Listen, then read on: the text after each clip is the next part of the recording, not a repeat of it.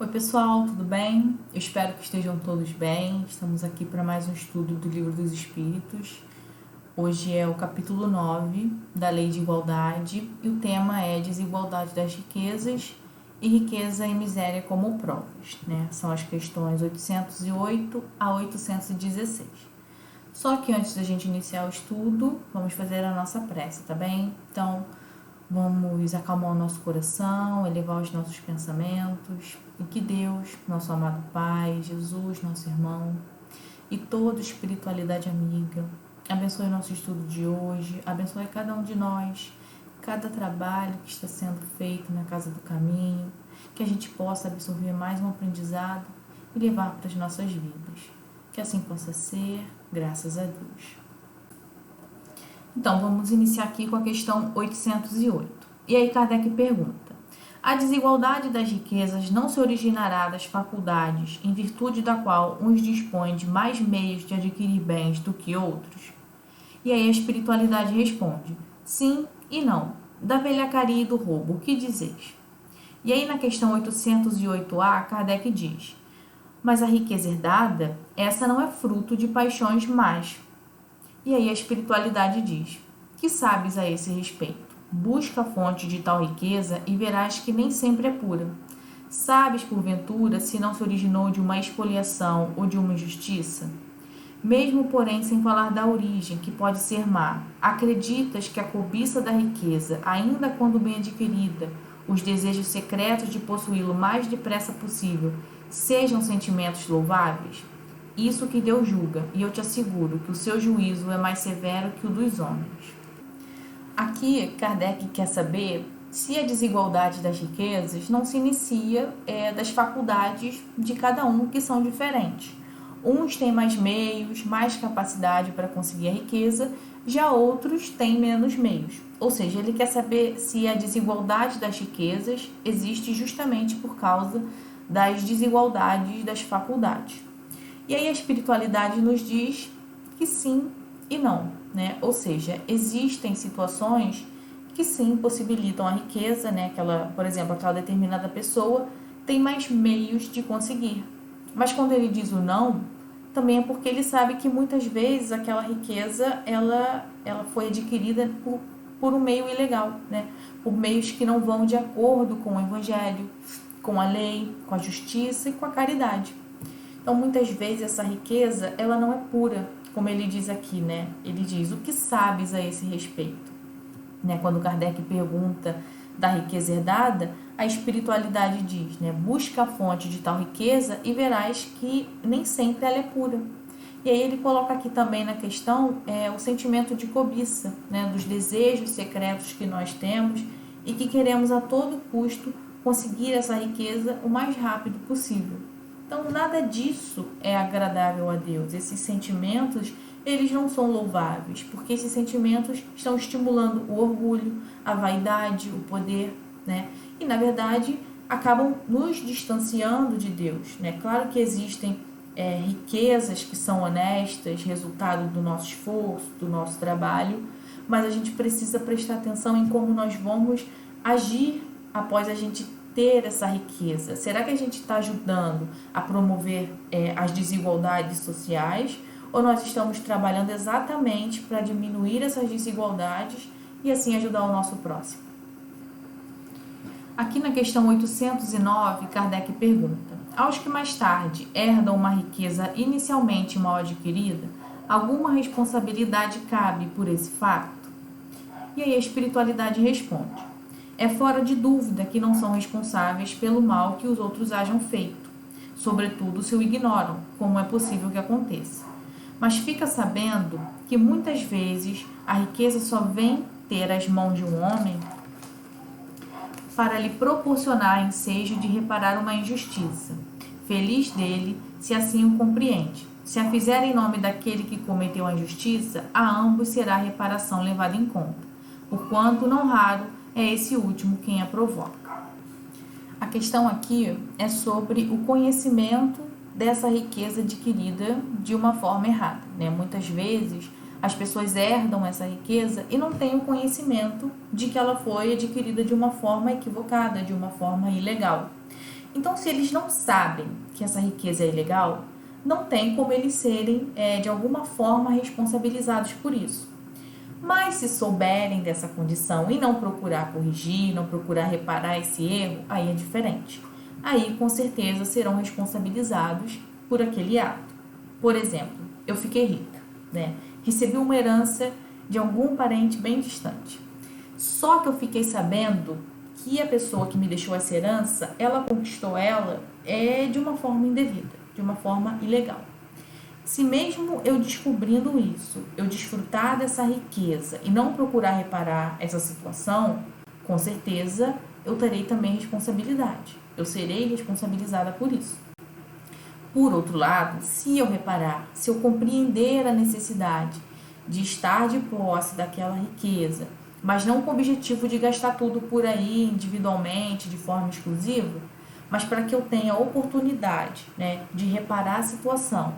Se eu fizer isso, eu estarei auxiliando no progresso e na evolução de todos os envolvidos, inclusive também aquele parente distante que deixou essa herança para mim. Foi ele que cometeu a injustiça, né? Foi o que a espiritualidade disse, né? Se fizer em nome daquele que cometeu a injustiça, a ambos será a reparação levada em conta, né? Só que aquela pessoa responsável, se ela não tiver tido, né, a oportunidade de agora, nessa encarnação, corrigir, com certeza, né, em alguma outra existência, alguma outra encarnação, ela vai precisar fazer, né? Mesmo que aquele que herdou, né, corrija a situação, a atitude equivocada ou ilegal daquele primeiro que cometeu, né, é um ato que cabe a ele corrigir, né? Ninguém vai ser punido pelo erro do outro, né? Nós somos responsabilizados pelas nossas próprias atitudes. Então, aquele que cometeu uma injustiça em algum momento, ele vai precisar recuperar ela com a justiça divina. Agora, na questão 810, Kardec pergunta: sem quebra da legalidade, quem quer que seja pode dispor de seus bens de modo mais ou menos equitativo. Aquele que assim proceder será responsável depois da morte pelas disposições que haja tomado? E aí a espiritualidade responde: toda ação produz seus frutos. Doces são os das boas ações, amargos sempre os das outras. Sempre entendei o bem. A doutrina espírita sempre nos diz que nós somos os responsáveis pelas nossas escolhas, pelas nossas atitudes. Então não tem nenhuma atitude nossa que fique sem consequência, né? Qualquer atitude no bem, por menor que ela seja, já nos traz como consequência um sentimento de paz, nos traz um bem. E toda ação negativa que a gente for ter, igualmente, né, ela vai nos trazer uma consequência que não é boa, uma consequência negativa, né? Isso em tudo na nossa existência, a gente estando encarnados ou desencarnados.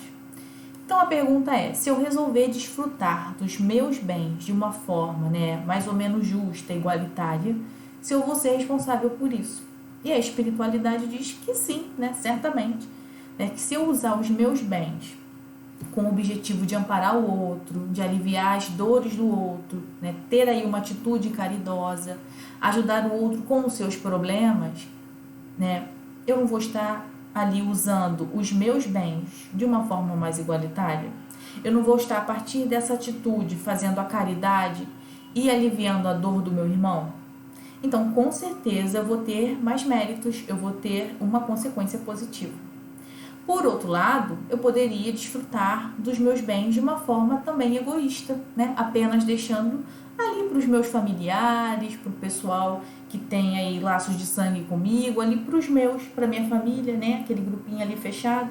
Então, certamente uma ação vai produzir frutos bons e a outra ação, né, baseada no orgulho, no egoísmo, vai produzir frutos não tão positivos, né? Serão frutos mais amargos.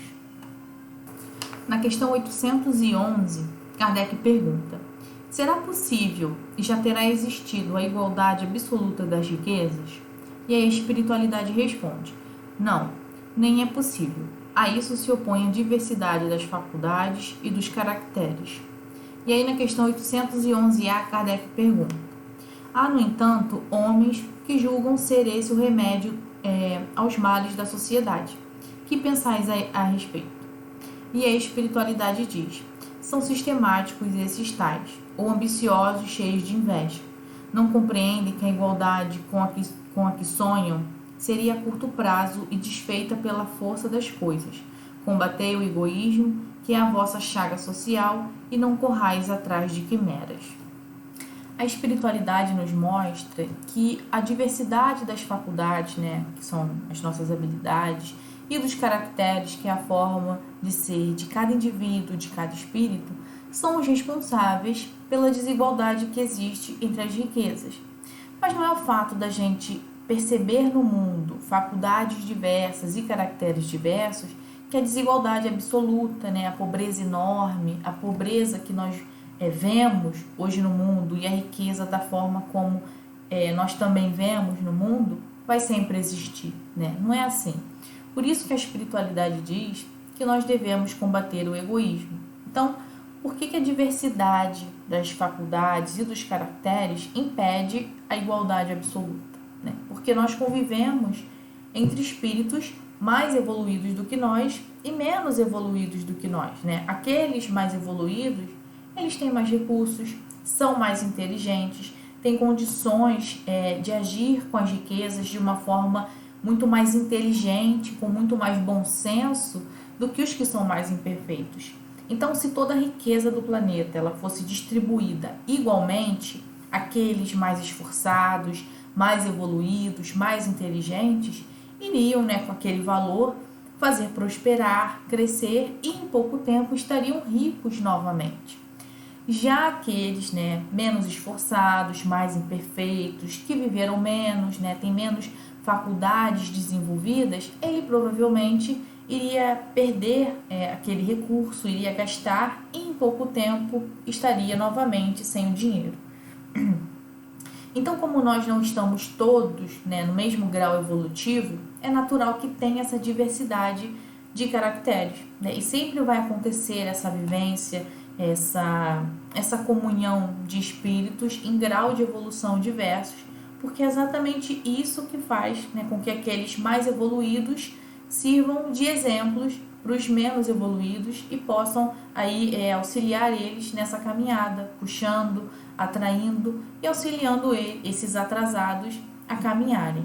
Então não tem como ter essa igualdade absoluta das riquezas, mas quando a gente conseguir diminuir o egoísmo, não vai mais acontecer o que nós vemos hoje, Porque quem tem muito mais vai ajudar o seu próximo, porque para ele é mais importante ver o outro numa situação, numa condição melhor, do que ele excessivamente rico, E a partir do momento que o egoísmo deixa de existir, as desigualdades que nós vemos atualmente vão diminuir, mas elas não vão acabar.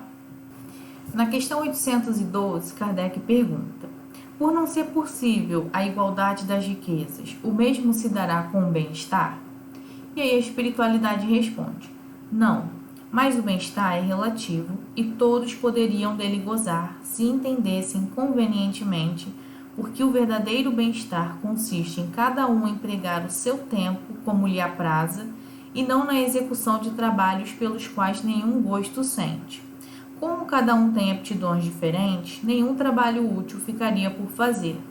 Em tudo existe o equilíbrio, o homem é quem o perturba.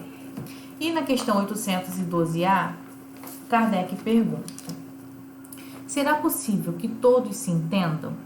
E aí a espiritualidade diz: os homens se entenderão quando praticarem a lei de justiça. A espiritualidade nos diz que será possível que todos se entendam, que todos busquem o bem-estar uns dos outros. Mesmo sem a igualdade das riquezas, porque ela absoluta não é possível, ele diz, esse bem-estar relativo, ele é possível. E nós vamos alcançar esse patamar, Vai chegar um tempo onde todos nós vamos nos sentir bem, na condição em que a gente estiver, mesmo realizando trabalhos diferentes, não vai ter problema, Cada um com uma habilidade diferente, cada um tem uma alegria em fazer algo diferente, e assim nenhum trabalho útil ficaria por fazer, Como disse aqui a espiritualidade no livro. Nós estamos trabalhando para isso, nós estamos procurando compreender que o bem-estar não é individual.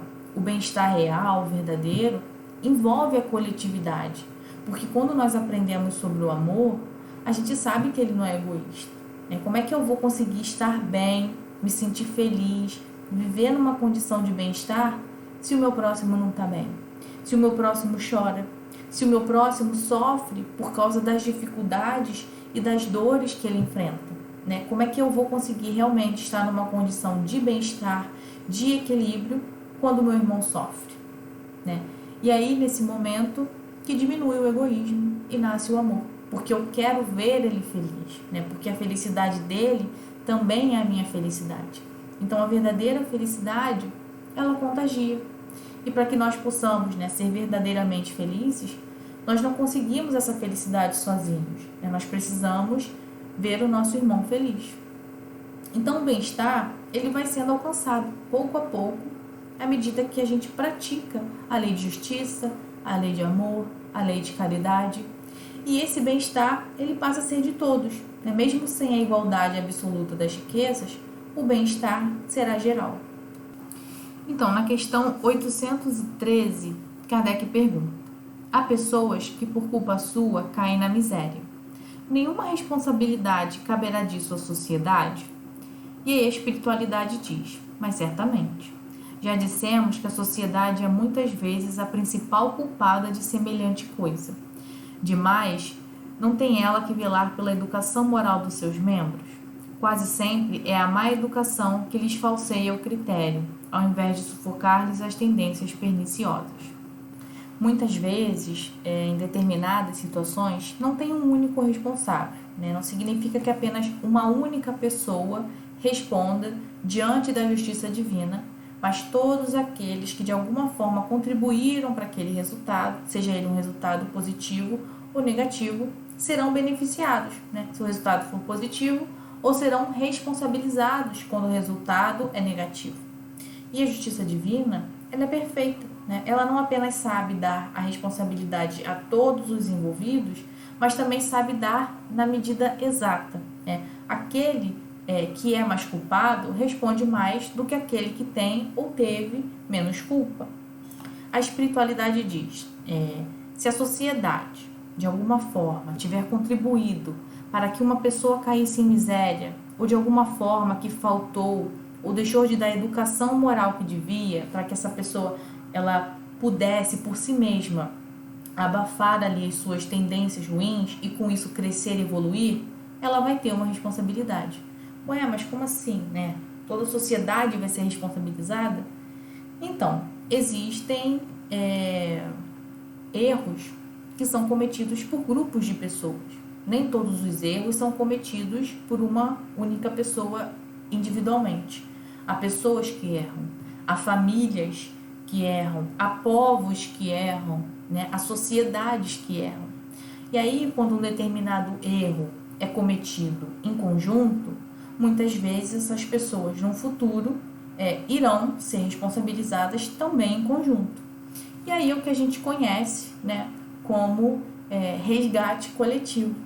Nós vemos aí desencarnes coletivos, provas coletivas, onde não apenas uma única pessoa responde, mas várias pessoas que passam por determinada situação, onde elas estão ali muitas vezes resgatando um erro coletivo. Então, se a sociedade erra de forma coletiva, ela também será responsabilizada, mas isso, claro, no momento certo, e a justiça divina saberá que momento vai ser esse. Então, agora a gente vai iniciar na parte das provas de riqueza e de miséria. E aí, na questão 814, Kardec pergunta: por que Deus a uns concedeu as riquezas e poder e a outros a miséria? E aí a espiritualidade responde: para experimentá-los de modos diferentes. Além disso, como sabes, essas provas foram escolhidas pelos próprios espíritos, que nelas, entretanto, sucumbem com frequência. Então, quando a espiritualidade nos diz que nós nascemos em algumas situações ricos e em outras pobres, na condição de miséria, é para que nós sejamos experimentados de modos diferentes. O que significa isso? A gente ser experimentados de modos diferentes. Cada condição em que a gente se encontra aqui na Terra, a gente aprende determinadas coisas. Aprendemos e adquirimos determinadas virtudes importantes para o nosso processo de evolução. Então, quando a gente está na condição de riqueza, a gente tem a oportunidade de trabalhar a caridade, de diminuir o egoísmo em nós mesmos, né? Buscar o desenvolvimento do progresso, o desenvolvimento do nosso próximo. E assim nós vamos crescendo e evoluindo, né? Tendo aí a oportunidade para tirar dos nossos corações o egoísmo e aprender a caridade. E quando a gente vem na condição de miséria, né, condição de pobreza, a gente tem que aprender muitas vezes a resignação, a gente tem que aprender a humildade, a gente tem que aprender a compreensão, a gente deve entender que a gente não pode se revoltar contra Deus, achando que o que a gente está passando, né, essa situação ruim de pobreza, de miséria, é injusto. Cada condição aqui na Terra nos proporciona sempre o progresso, né? Então, não tem outro objetivo a não ser proporcionar ao homem aquilo que ele precisa para crescer e para evoluir. Então, quando nós somos testados em modos diferentes, nós aprendemos diversas coisas, né? Diversos ensinamentos, e com isso a gente cresce e evolui. E a espiritualidade diz que as provas normalmente são escolhidas por nós mesmos, só que ainda assim a gente fracassa, né? A gente tem a oportunidade de participar, né, do nosso planejamento reencarnatório. A gente não participa por completo, mas a gente tem ali uma certa autonomia, né? Algumas situações a gente participa, a gente toma conhecimento da vida, né, pelas coisas que nós vamos passar aqui na Terra. Então nós não fomos pegos de surpresa, nós sabíamos e a gente aceitou. Então, muitas vezes, a gente escolhe a prova de riqueza para aprendermos a qualidade, ou a prova da miséria para a gente aprender a resignação, a paciência, a humildade. E aí, por que a gente escolhe essas provas? Porque nós sabemos que precisamos conquistar essas virtudes e que essas situações, elas vão nos dar a condição necessária para aprender aquilo que nós precisamos. Mas aí quando a gente chega aqui na Terra, muitas vezes a gente falha diante dos desafios da vida. Na questão 815, Kardec pergunta: qual das duas provas é mais terrível para o homem, a da desgraça ou a da riqueza? E aí a espiritualidade responde: são no tanto uma quanto outra. A miséria provoca as queixas contra a providência, a riqueza incita todos os excessos. Então, a espiritualidade diz, né, que a gente pode falhar tanto em uma quanto em outra, né? Algumas pessoas acreditam que na prova de miséria as pessoas não têm muito como errar, né, como se perder, porque elas já estão ali numa condição de limitação material. Mas aí é que a gente se engana, né? Porque quando eu me encontro, né, numa condição de miséria, eu preciso ter a humildade, a resignação, não me revoltar contra Deus, né? Não buscar o caminho errado para tentar subir na vida, ter consciência de que o trabalho é necessário. Então eu tenho aí a oportunidade de desenvolver inúmeras virtudes e competências, mas ao mesmo tempo eu tenho a possibilidade de cair e de me perder muitas vezes no caminho do erro, né? Por outro lado, a riqueza, ela incita o orgulho, a vaidade, o poder, o egoísmo, fazendo com que nós, né, ao invés de sermos caridosos, a gente acaba se distanciando desse objetivo. Então, tanto uma quanto a outra são perigosas. E agora, para a gente finalizar o estudo, eu vou ler a questão 816. E Kardec pergunta: estando o rico sujeito a maiores tentações, também não dispõe, por outro lado, de mais meios de fazer o bem? E aí a espiritualidade responde: mas é justamente o que nem sempre faz. Torna-se egoísta, orgulhoso e insaciável. Com a riqueza, suas necessidades aumentam e ele nunca julga possuir o bastante para si unicamente. Agora eu vou ler a nota de Kardec. E diz assim: a alta posição do homem nesse mundo e o ter autoridade sobre os seus semelhantes são as provas tão grandes e tão escorregadias como a desgraça. Porque quanto mais rico e poderoso é ele, tanto mais obrigações tem que cumprir e tanto mais abundantes são os meios de que dispõe para fazer o bem e o mal. Deus experimenta o pobre pela resignação e o rico pelo emprego que dá aos seus bens e ao seu poder. A riqueza e o poder fazem nascer todas as paixões que nos prendem à matéria e nos afastam da perfeição espiritual. Por isso que Jesus disse: em verdade vos digo que mais fácil é passar um camelo pelo buraco de uma agulha do que entrar um rico no reino dos céus. Então, a espiritualidade nos disse, que as duas provas, da pobreza, da miséria, quanto a da riqueza, são difíceis. Mas ele nos mostra, o quão perigosa é a prova da riqueza, porque ele mesmo diz aqui, a riqueza e o poder fazem nascer todas as paixões que nos prendem à matéria e nos afastam da perfeição espiritual. E o porquê disso? Porque aquele que é rico, ele vai criando falsas necessidades, ele vai tentar saciar cada vez mais a sua vontade e os seus interesses unicamente. E se ele não perceber, ele vai cada vez mais se distanciando do outro, do próximo, da caridade, do amor, a ciência, que são meios dele poder aplicar bem essa sua riqueza, ficam esquecidos. E ele muitas vezes perde a experiência reencarnatória, e fica ali absorvido apenas em si mesmo e na satisfação dos seus interesses egoístas e nas suas falsas necessidades. Porque, na verdade, a gente não precisa de muito para poder viver. A gente precisa do necessário para ter aí condições de suprir as nossas necessidades, mas as nossas necessidades reais, não as que a gente cria normalmente, constantemente para nós. Então, pessoal, esse foi o nosso estudo de hoje. Espero que vocês tenham gostado. E para a gente finalizar, vou fazer a prece, tá bem? Obrigada, Jesus, pelo estudo de hoje. Sempre bom aprender mais. Obrigada pela oportunidade. Ampare e proteja todos. Que a gente busque, através dos seus ensinamentos e das orientações do Livro dos Espíritos, o entendimento, a paz, o esclarecimento que nos aproxima de Ti e que nos transforma para o bem. Que assim possa ser, graças a Deus. Tchau, pessoal. Até a próxima.